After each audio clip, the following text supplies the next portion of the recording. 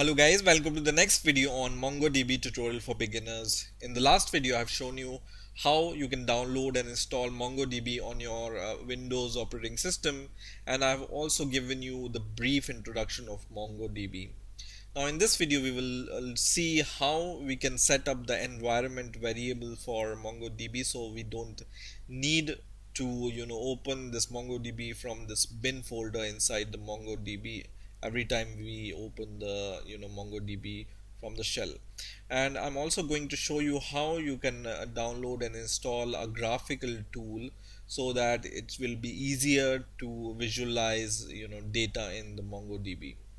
So first of all, we will set up the environment variable. So what we need to do is just search for system in your Windows operating system, and then in here go to advanced system settings, and in here go to environment variables, and in here under system variables you just need to go to the path variable, and you can either push this added button or double click on this path variable.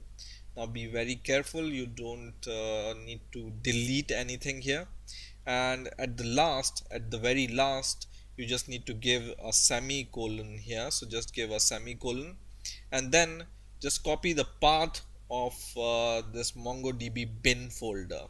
Okay, so in my case it's c:/program file /MongoDB/server/3.2/bin, but it can be different for you. So just copy this path where your mongo.exe and mongod.exe file is there, right? So copy this path, and then after copying this path just paste it after this semicolon in the variable value. Okay, so just paste this path and then click OK, and then once again click OK. And now just open your terminal once again. So right click on your start button and then open your command prompt, and now from this place itself you can just give mongod.exe command. So for example mongod.exe, and then press enter, and now you can see it's waiting for the connections. So we are able to open this mongodemon.exe file from somewhere else other than the bin folder, right?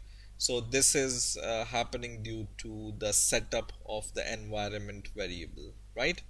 Now let's download and install a graphical tool which is called MongoChef to visualize the stuff. So go to your favorite browser and search for MongoChef and search for it, and in here you will be able to see this website which is 3t.io/MongoChef. So you just need to click this, and this is a tool which you can download for free if you are not using this tool for the commercial purpose, right? So we just want to use this tool for visualization, and it's not for commercial use. We just want to learn from it, right? So I'm going to just click free download, and then it will lead you to this page. In here you just need to give your email ID, your name and the last name, and the company you can give private or something like this, and from where you come to know this MongoChef, and then after giving every information you can click download. So I'm going to quickly do this and click the download button. Now after giving the information and clicking the download button, I can see all the downloads. I'm going to click this download for Windows, and I'm going to save this zip file. Okay, so save it, and once this zip file is downloaded, just go to the location where this zip file is downloaded. In my case it's here, and you can just extract this file. So you can right click and then just click extract here, and it's going to extract this MSI file from MongoChef. So just double click on this MSI file, which is like an installer, and it's going to prepare for installation, and you just need to click next here and just agree with the license terms and condition and click next. And this will be the location where this IDE will be installed, or this tool will be installed, which is MongoChef. Just leave it as default and then click next and then click install. And once this MongoChef tool is installed on our Windows operating system, we can just click this checkbox which will launch this tool, and then we can click finish. So it's going to launch MongoChef, and you can see it will give you this warning for what purpose we want to use it. We want to use it for non-commercial use, and we will confirm with the terms and conditions and click OK, and then click OK. And now this tool is open. Now for using this MongoChef, make sure that your MongoD.exe is running in the background on your command prompt, right? So once again, for example, you just need to open your command prompt here, and you just need to run MongoD.exe and press enter. And once this is waiting for the connection, we are ready to use this MongoChef. Okay, so what I'm going to do is I'm going to go to this tool, and I will go to the file, and I will click connect, or I will just click this button.